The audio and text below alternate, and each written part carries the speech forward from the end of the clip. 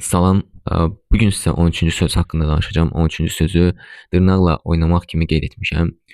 Bura aiddir əl və ayaq dırnaqları ilə oynamaq. Oynamaq deyəndə hər hansı bir oyun yox, yəni onları qoparmaq, didmək, bu cür və yaxud əl dırnaqlarını yemək, daha sonra əldə və ayaqda olan qurumuş yaraları qopartmaq, əldə olan qabarları dağıtmaq, onlarla oynamaq kimi pis vərdişləri əhatə eləyir və əsas biz baxmalıyıq ki, pis vərdişimizin yaranma səbəbi nədir və biz onu nə zaman edirik və nə zaman etdiyimizin əsas olaraq fərqinə varmalıyıq.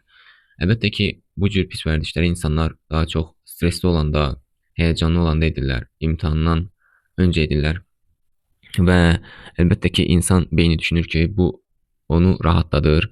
Amma bu belə deyil. Biz bilirik ki, qısa müddətli rahatlıq uzun müddətli narahatlığa səbəb olur.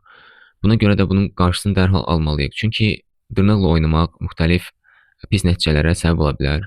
Məsəl üçün, dırnaq yeyərkən bu dırnağın arasında olan mikrobların orqanizmə keçməsinə, həmçinin dırnaq oynayarkən biz onun qırağında olan ətlərə də ziyan veririk bəzən, onları qopardırıq və duzlu bir şey yeyən zaman bu göynədir, həmin yaranı incidir.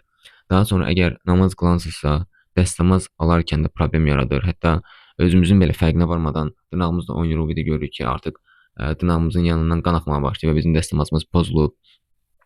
Daha sonra daha çox dırnaqla oynamaq, dırnağa xəsarət yetirmək irinə səbəb ola bilər.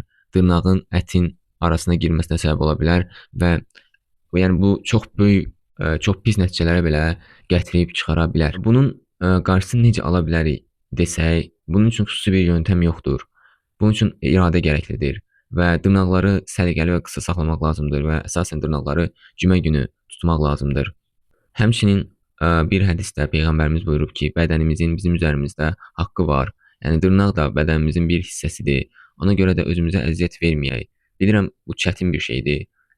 İnsanlarda vərdiş halına gələn bir şeydir. Amma bilin ki, yəni tək deyilsiniz. Gəlin özümüzə qarşı biraz daha mərhəmətli olaq. Sağ olun, özünüzdən müğayət olun.